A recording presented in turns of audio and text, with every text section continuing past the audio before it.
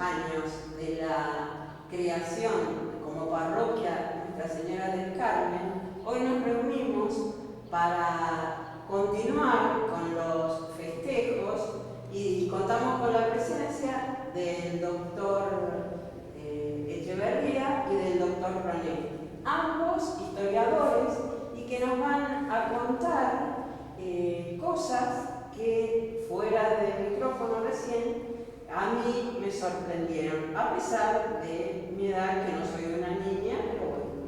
Así que los invito a ambos que nos cuenten alguna vivencia familiar o histórica que tenga que ver con nuestra parroquia. Seguro que esta entrevista no va a ser la única ni la última. Así que espero. A ver, doctor Leto, bueno, ¿qué tiene para decir? Vos querés que contemos, pero vos tenés que tirar el violín. Bueno, respecto de la parroquia, ¿qué dato ilustrativo tiene para contar? Mira, acá vos sabés que yo siempre critico a los habitantes de Carmen de Areco pasados que destruyeron todo lo histórico. Acá lo que tenemos en la parroquia es el mayor misterio. ¿De dónde vino la imagen que actualmente veneramos a la Virgen del Carmen?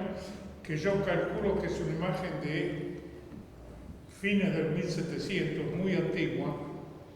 No se sabe cómo vino, por qué vino y por qué terminó desplazando al pobre San Esteban Protomártir, que era el titular del curato, y después terminó siendo ella la titular. Bueno, esa imagen es la imagen que tenemos en el altar mayor. Es la imagen que está en el altar mayor, es una imagen muy antigua, a que nadie le da la importancia que tiene, tanto histórica como a través del tiempo, su construcción, de dónde vino y demás. Probablemente la imaginería de aquella época solía venir de España o de Portugal. A lo mejor fue hecha, no lo sabemos. Nadie se preocupó por hacerla revisar, tasar y determinar qué es. Entonces, las imágenes... Claro, porque la devoción a la Virgen del Carmen aparece misteriosamente alrededor de 1800 en esta zona. ¿Quién la promovió? ¿Quién trajo la imagen? Se sospecha que a lo mejor algún ganadero de aquella época que tenía dinero, generalmente eran los que pagaban, se tenían que hacer perdonar los pecados, entonces pagaban las imágenes, las construcciones en las iglesias y demás. Bueno, entonces las tres imágenes que usted dice que tienen un gran valor histórico... Eso, yo te digo, la más antigua, la que conoce todo el mundo, es la imagen de la Virgen del Carmen. Después hay otra imagen que no es una imagen propiamente dicho, es una especie de artefacto de utilería, no sé si ustedes lo han revisado. Una imagen de vestir, que le llaman. Claro, si le levantás la pollera abajo y todo planito. Es la Dolorosa. Esa es otra imagen antiquísima, no se sabe de quién, de dónde vino, ni cómo apareció acá. Y después la última que tenemos, sí, que esa ya historia se compró en Buenos Aires, la de San Esteban Protomártir, que al final lo compraron siendo él el titular de la parroquia para tener a alguien a quien mirar, ¿viste? Bueno, muchas gracias, doctor Echeverría. Ahora, doctor Ronetti. Una pequeña aclaración. Antes que nada, agradecer por tenernos en cuenta en un festejo tan importante. De abogado creo que di todas las materias, pero de historiador no di ninguna, así que me queda grande el tema de historia. Pues soy un testigo de la vida y de lo que me acuerde de las cosas de la iglesia. Sí, es muy importante.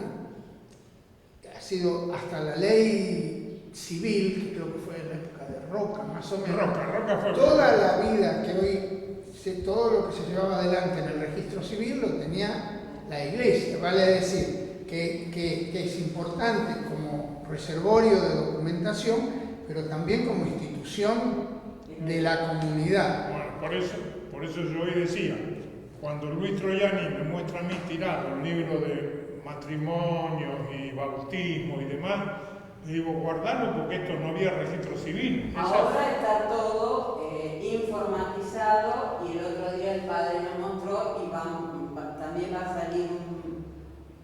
video en el cual Hasta que yo revisé el archivo ese que era manual, estaba todo. Encontramos parte tirada en el zaguán, pero lo organizamos todo, controlado. Una de las cosas, no ya en lo particular, que nos tenemos que poner en la época, 1826. Carmen de Areco todavía integraba la línea de Fortines del sur del Salado. 1826 es la creación del curato, digamos, administrativamente. Bueno, pero de ahí tomamos los 200 años, ¿no es cierto? Esa es la fecha es de la fecha de la primera guerra. En un momento que era frontera, todavía ibas para adelante y te agarraban los originarios, porque Fortín Federación de Junín en 1830 y pico, pensemos eso y que fuera ya parroquia y que esto permitiera, primero tener el auxilio religioso, en un momento que la religión era importante. Y en segundo lugar, toda esta organización civil, que antes no sé si se llevaría a cabo igual y cuál sería el valor, aunque fuera una mera delegación, digamos, del curato de San Antonio. Hasta donde yo rastreé, dependíamos de San Antonio de Areco.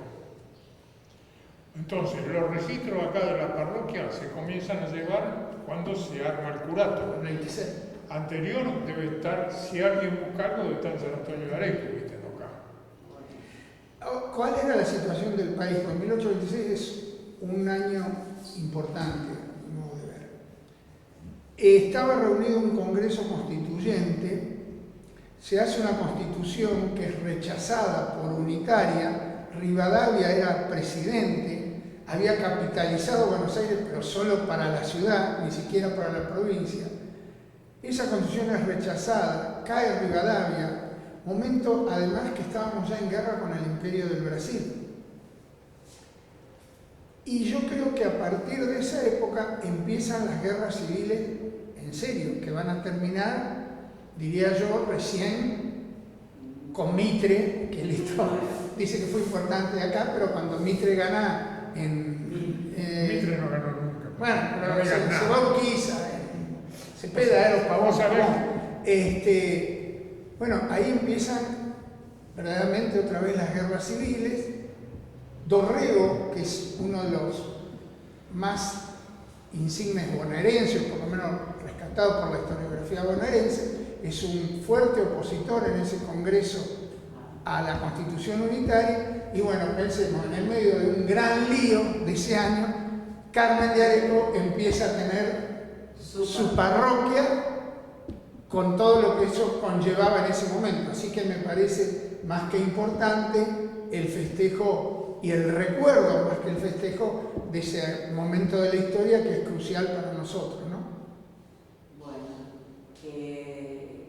¿algo más que quieran decir? Los sacerdotes que estaban enterrados. No, yo lo único que encuentro, viste, a través de lo que lo resumí acá en estas hojas, es que fue una necesidad espontánea de la población, que plantea a las autoridades y al obispo, que en aquella época que mandaba era el obispo, no había vuelta de hoja, que ellos no podían ir a misa porque se tenían que ir a San Antonio de Areco para ir a misa.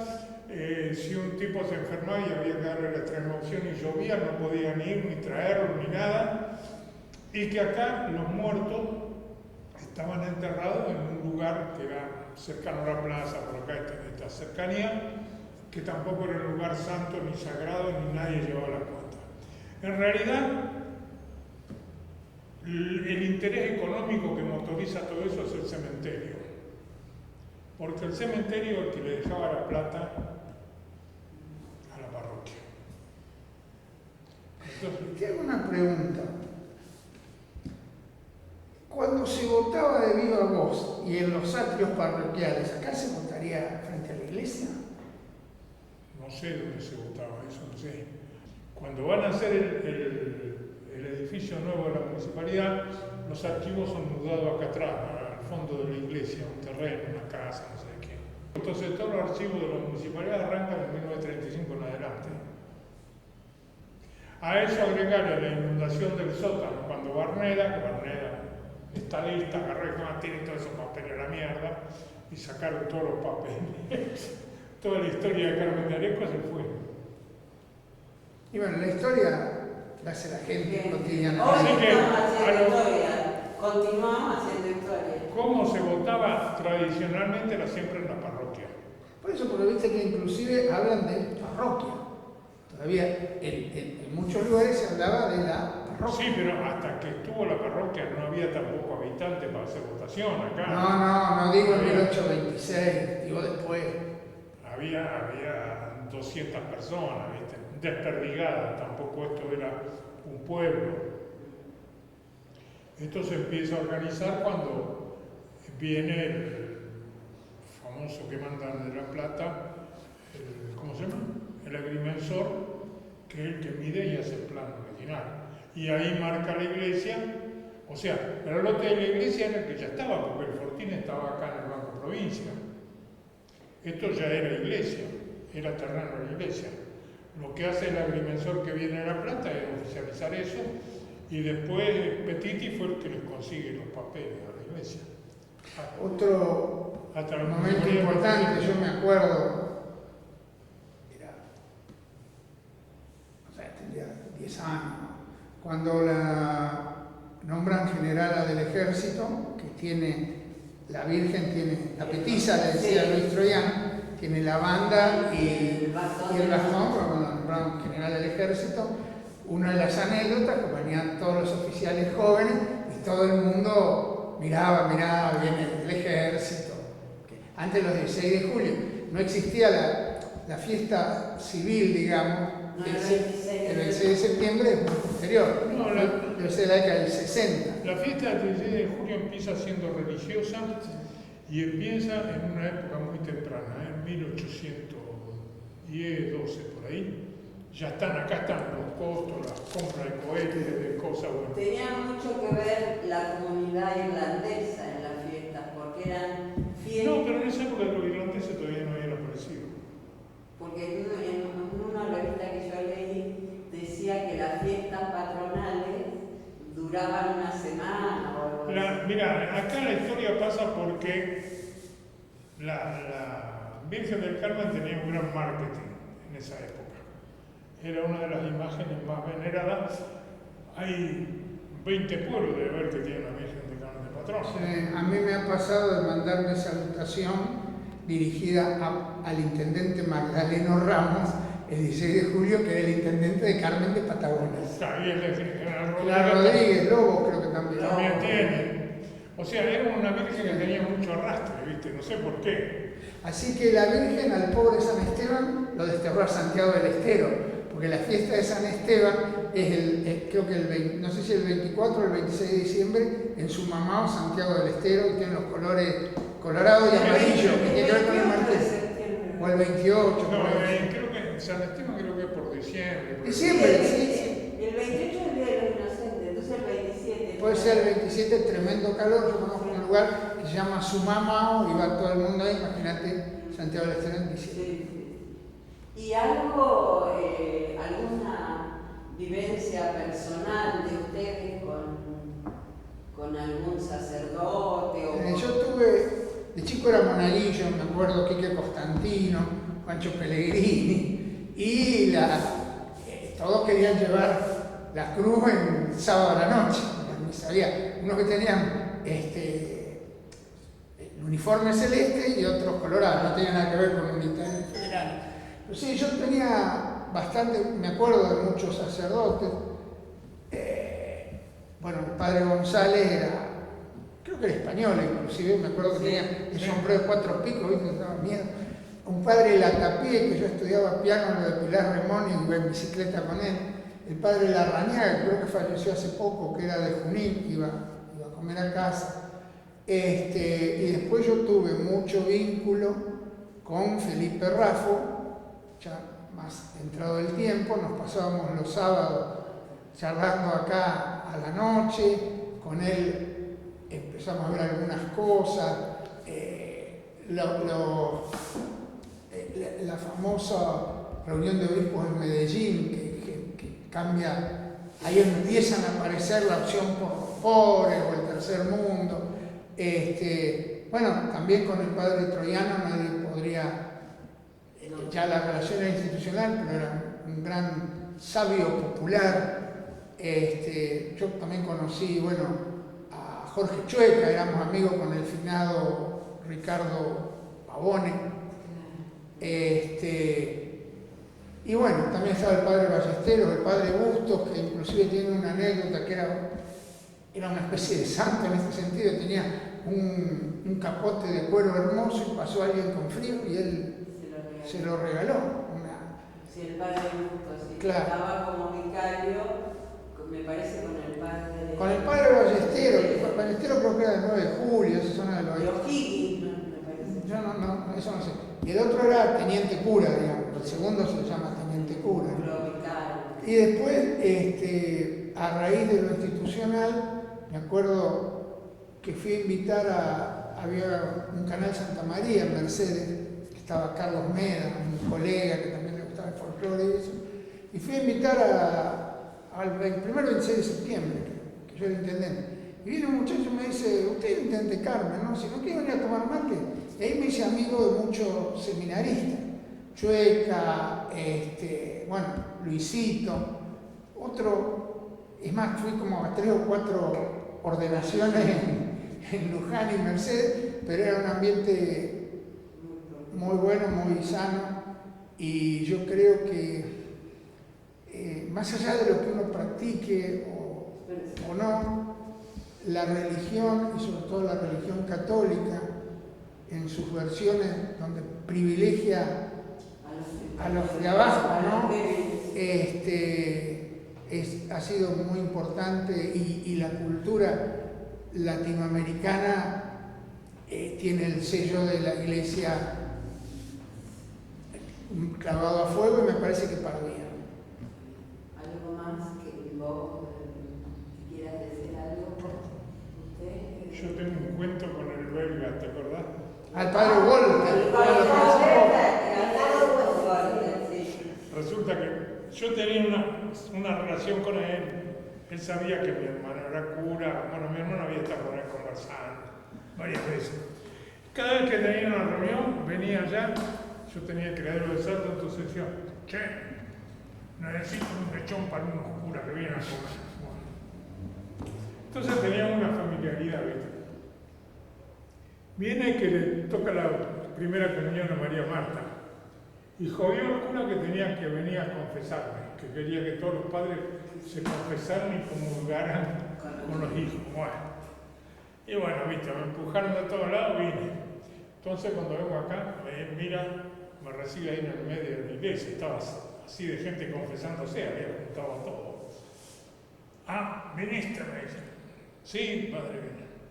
Bueno, dice, elegí un cura. A mí me atiende el dueño del boliche o yo me voy. Bueno, vení para acá, me dice.